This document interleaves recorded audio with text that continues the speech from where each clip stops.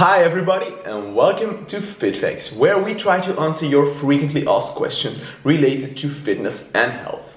Today we're gonna talk about proteins and why proteins are so important for your recovery after your training and workout. Now let's head into this. Roll the intro.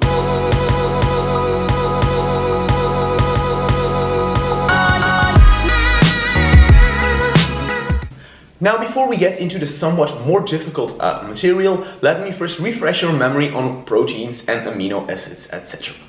Now, proteins are chains of amino acids, and amino acids can be divided into essential and non-essential amino acids. Essential amino acids are amino acids that your body can't produce on its own, so you need to get them into your system via eating certain foods. Non-essential amino acids are amino acids that your body can produce on its own, so you'll have plenty of them without concerning what you eat. Now, amino acids and thus also proteins are very important because they make the muscle synthesis happen. Now, one of the most important amino acids is called leucine. Leucine is an essential amino acid, meaning that your body can't produce it and you need to get it into your systems via eating certain foods. Now, besides this, leucine is important because it influences a specific pathway in your body that increases your muscle synthesis. In this table, you can see some of the foods that contain the highest percentage of leucine. As you can see, whey protein has the highest percentage of leucine with 12%. Next on the line is milk with 9.8%. Now, I can already hear you guys think, those 2% is a very small difference. Does it really pay off to either take whey protein or just drink milk? And my answer would be, it really depends on who you are and what your goals are. If you are a professional athlete or any kind of professional performer, I would say yes. Because professional athletes need every little bit to optimize their performance. Now, for all the non-professional athletes out there, which probably is a vast majority of you guys, I would suggest you drink regular milk or soy milk right after your trainings, because it will give you almost the same results as whey protein and it's a lot cheaper. It really is. Okay, now you know what you can eat after your trainings depending on your goals, etc. But what did research actually find that proves that proteins do improve your recovery? And that brings me to this graph. The descending black line is your protein synthesis after a workout or training. As you can see, your protein synthesis is a lot higher right after you finish your training or workout than 12 hours later. That's why your prime time for recovery is right after, up to 1 hour after you finished your training. So always make sure that you eat or drink your proteins within the first hour of finishing your training. Okay, so we know that we need to take our proteins as quickly as possible after our workout. But how much do we need to take?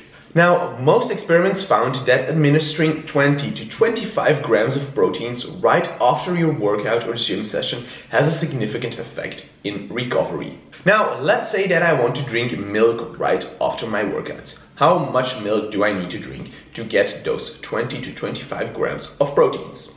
Well, 150 milliliters of milk has something around 5 grams of proteins in it.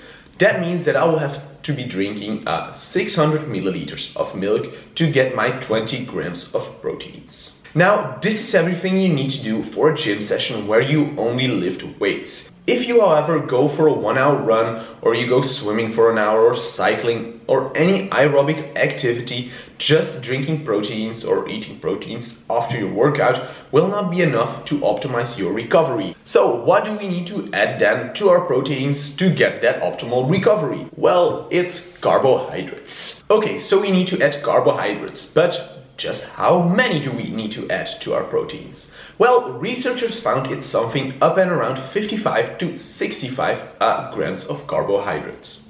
Now, as you guys probably know, there are a lot of shakes, gels and bars out there that have the right amount of proteins and carbohydrates to optimize your recovery. But I do not know all of them and I do not want to discuss all of them here. What I, however, do want to do is talk about chocolate milk. And you may ask yourself, chocolate milk, why is that? Well, low-fat chocolate milk is very cheap. You can find it in any store, and its benefit is that it has the right amount of proteins and the right amount of carbohydrates to optimize your recovery. And isn't that just what we need?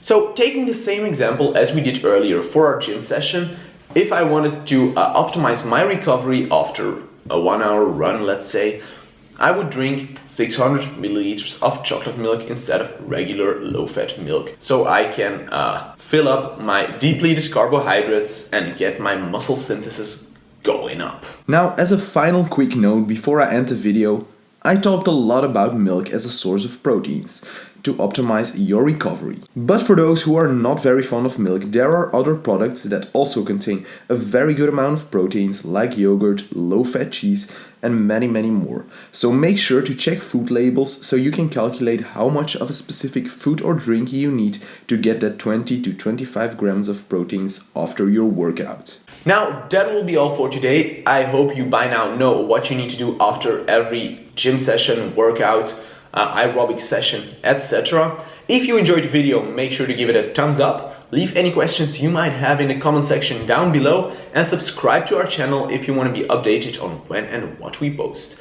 And I will see you guys next time.